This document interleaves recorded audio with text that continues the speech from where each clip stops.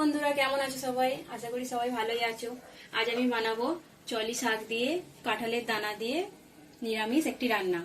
তো দেখতে থাকুন আমি কিভাবে রান্নাটা করি। আমি এখানে নিয়েছি 5 ফোড়ন, নুন, হলুদ, লঙ্কা গুঁড়ো, জিরে গুঁড়ো, ধনে গুঁড়ো। আর এখানে আমি কাঁঠালের দানা, আলু আর কাঁচা লঙ্কা আছে, একটু ধুয়ে পানিতে ভিজিয়ে রেখেছি। শাকটাকে প্রথমে আমি বেছে কেটে নিয়ে ভালো করে ধুয়ে নিচ্ছি, কারণ বর্ষাকালে শাকে প্রচণ্ড পোকা থাকে।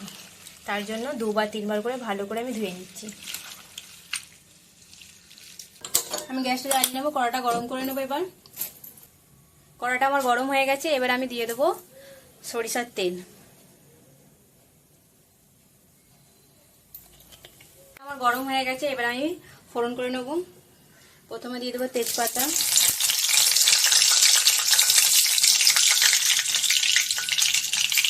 এবার দিয়ে দেবো কাঁচা লঙ্কা,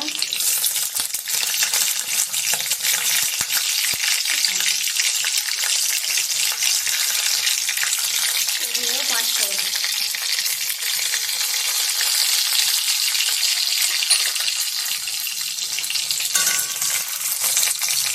একটু ভেজে নেব। এবার আলু আর কাঁঠালের দানা,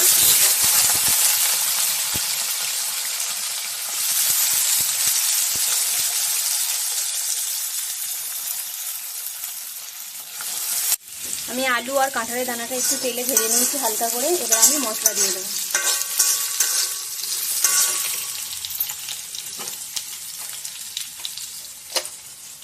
প্রথমে দিয়ে দেবো নুন, তারপর দেবো হলুদ গুঁড়ো, 1 চামচ লঙ্কা গুঁড়ো, জিরে গুঁড়ো, ধনে গুঁড়ো। এবার আমি মশলাটাকে কষে নেব।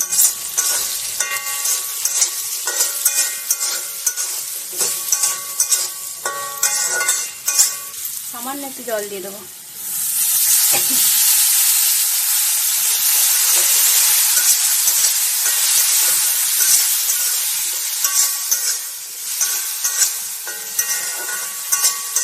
মশলাটা একটু ভেজে কষা হয়ে গেছে।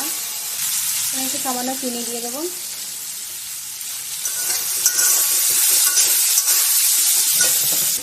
এবার আমি শাকগুলো দিয়ে দেবো।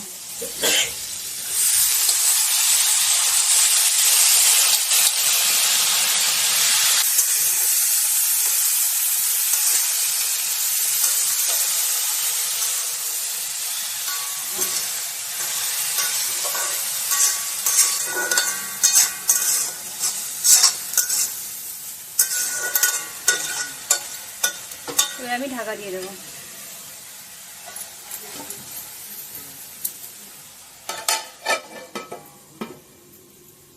গ্যাসটা একটু আস্তে করে দেবো।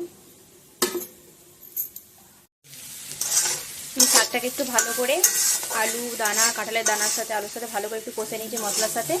এবার আমি সামান্য একটু জল দিয়ে দেবো, যাতে কাঁঠালের দানাটা একটু সেদ্ধ হতে একটু টাইম লাগে, তার জন্য।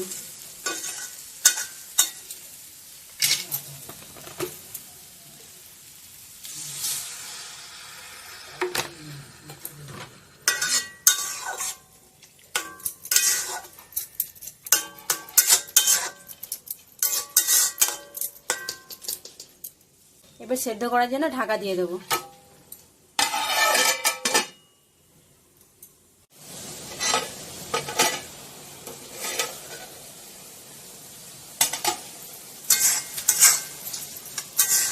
দেখতেই পাচ্ছেন আলুটা সেদ্ধ হয়ে গেছে, কাঁঠাল দানাও সেদ্ধ হয়ে গেছে। এবার আমি আলুগুলো একটু ভেঙে ভেঙে দেবো।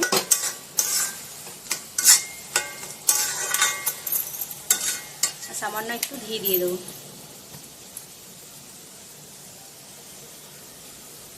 রান্নাটা আমার কমপ্লিট হয়ে গেছে। ভিডিওটি ভালো লাগলে অবশ্যই একটি লাইক দিয়ে দেবেন, সাবস্ক্রাইব করে দেবেন, পাশে থাকা বেল আইকনটি ক্লিক করে দেবেন। কমেন্ট করে জানাবেন কেমন লাগলো। অবশ্যই একবার ট্রাই করে দেখুন, খেতে দুর্দান্ত লাগে।